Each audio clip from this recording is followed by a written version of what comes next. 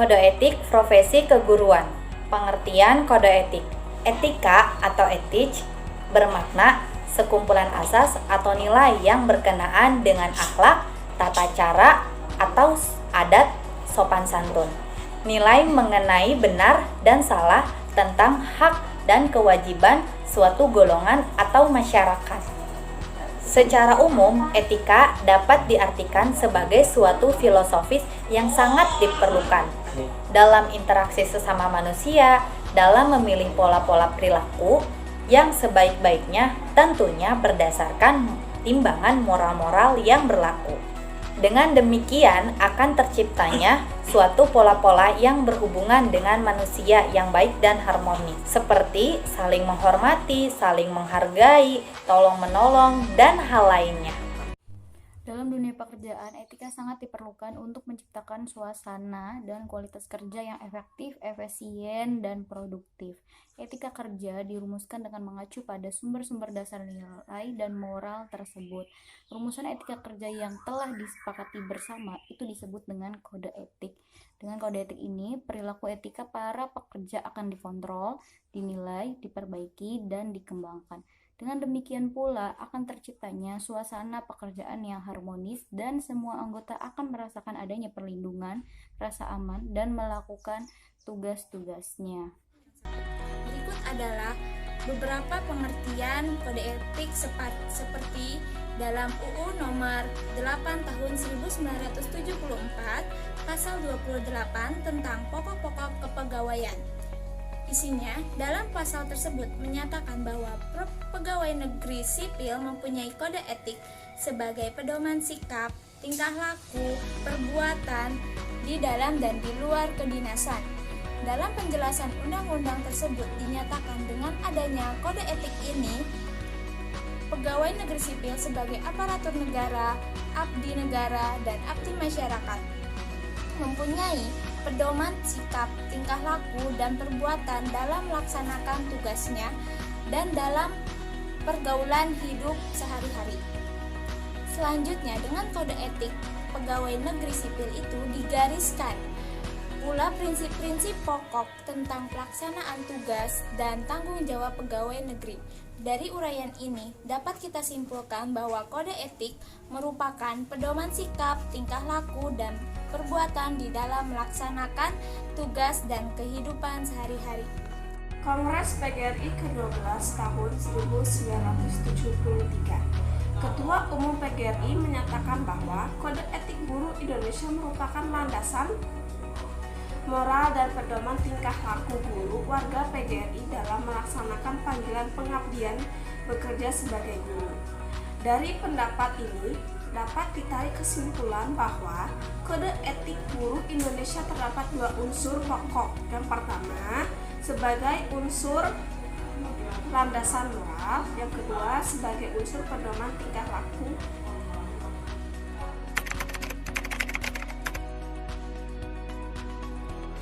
Selanjutnya saya akan bahas mengenai beberapa alasan secara umum mengapa diperlukannya kode etik dalam pekerjaan. Yang pertama, melindungi pekerjaan sesuai dengan ketentuan dan kebijakan yang telah ditetapkan berdasarkan perundang-undangan yang berlaku.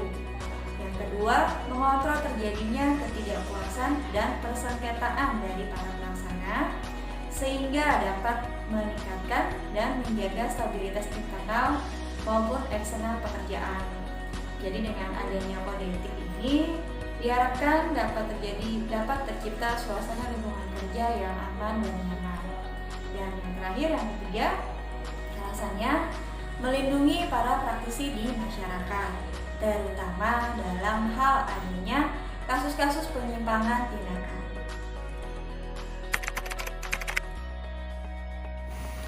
Undang-Undang Guru dan Dosen UUGD dalam pasal 43 menyebutkan bahwa 1. Untuk menjaga dan meningkatkan kehormatan dan martabat guru dalam pelaksanaan tugas keprofesionalan, organisasi profesi guru membentuk kode etik.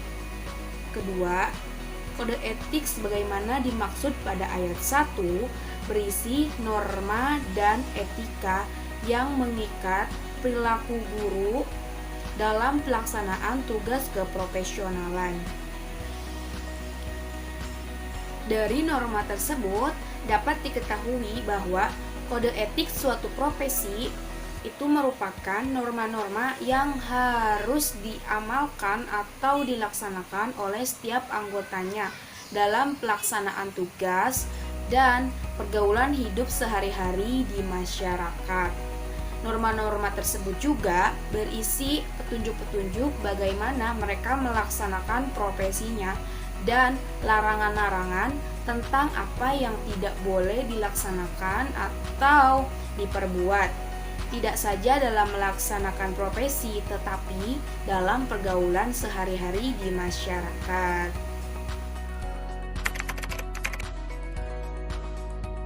Di sini saya akan menjelaskan tentang tujuan kode etik.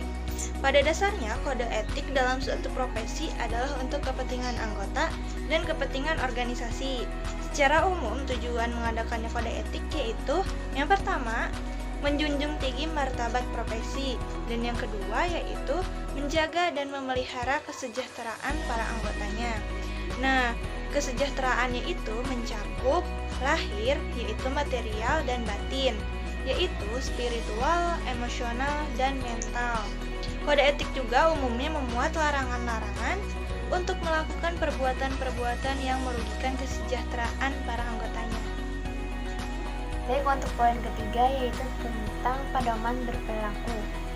Kode etik mengandung peraturan yang membatasi tingkah perilaku yang tidak pantas dan tidak jujur bagi para anggota profesi dalam berinteraksi dengan para anggota profesi lainnya. Poin yang keempat yaitu peningkatan pengabdian para anggota profesi.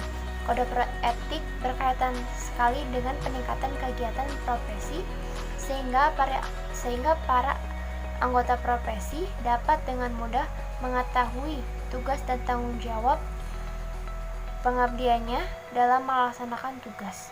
Oleh karena itu, kode etik merumuskan ketentuan-ketentuan yang perlu dilakukan para anggota profesi dalam menjalankan tugasnya. Poin kelima yaitu meningkatkan mutu profesi.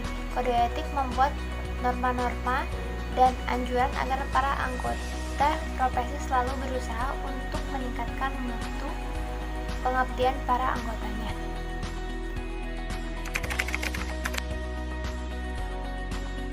Nah, kode etik ini hanya dapat ditetapkan oleh suatu organisasi profesi yang berlaku dan mengikat para anggotanya. Umumnya dilakukan dalam suatu kongres organisasi profesi. Dengan demikian, penetapan kode etik tidak boleh dilakukan secara perorangan, namun dilakukan oleh organisasi, sehingga orang-orang yang tidak menjadi anggota profesi tidak dapat dikenakan. Nah, kode etik ini hanya mempunyai pengaruh yang kuat untuk menegakkan disiplin di tangan profesi tersebut.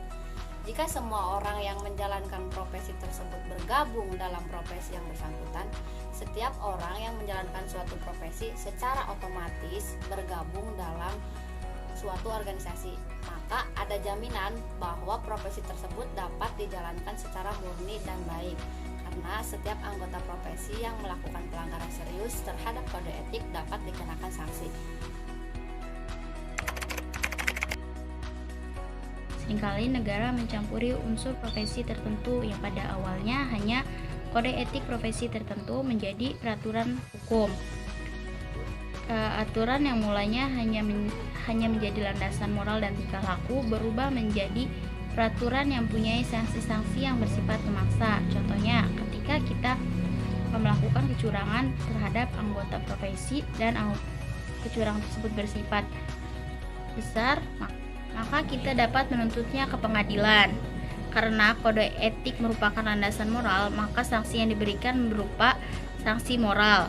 Siapa yang melanggar kode etik akan dapat celah dari rekan-rekannya. Nah, sanksi yang terberatnya adalah dikeluarkan dari organisasi profesi.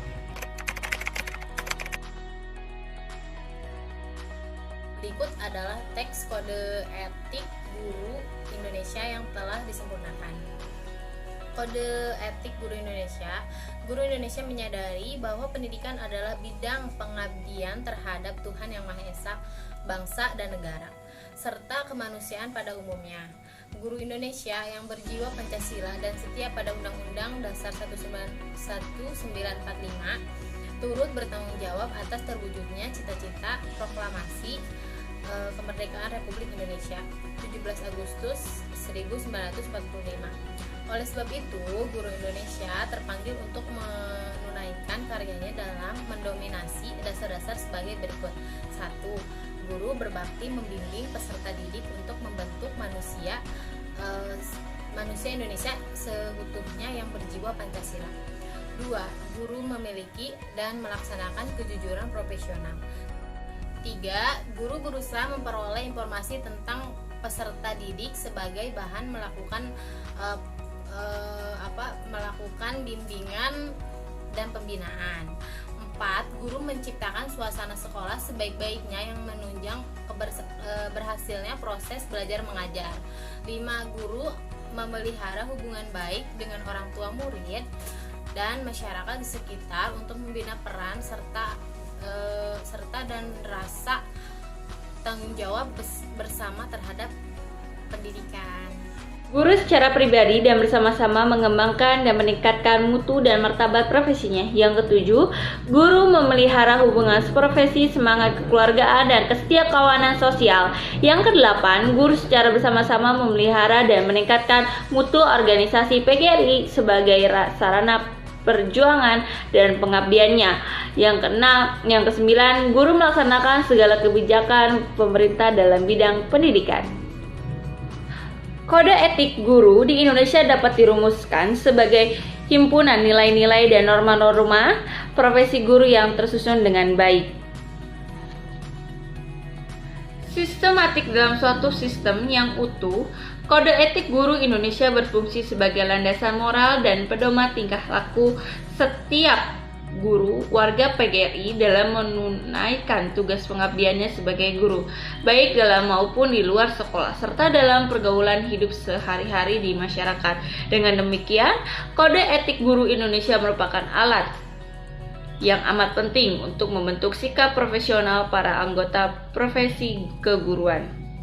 Seperti halnya profesi lain, Kode Etik Guru Indonesia ditetapkan dalam suatu kongres yang dihadiri oleh seluruh utusan, cabang, dan pengurus daerah PGRI dalam seluruh penjuru tanah air.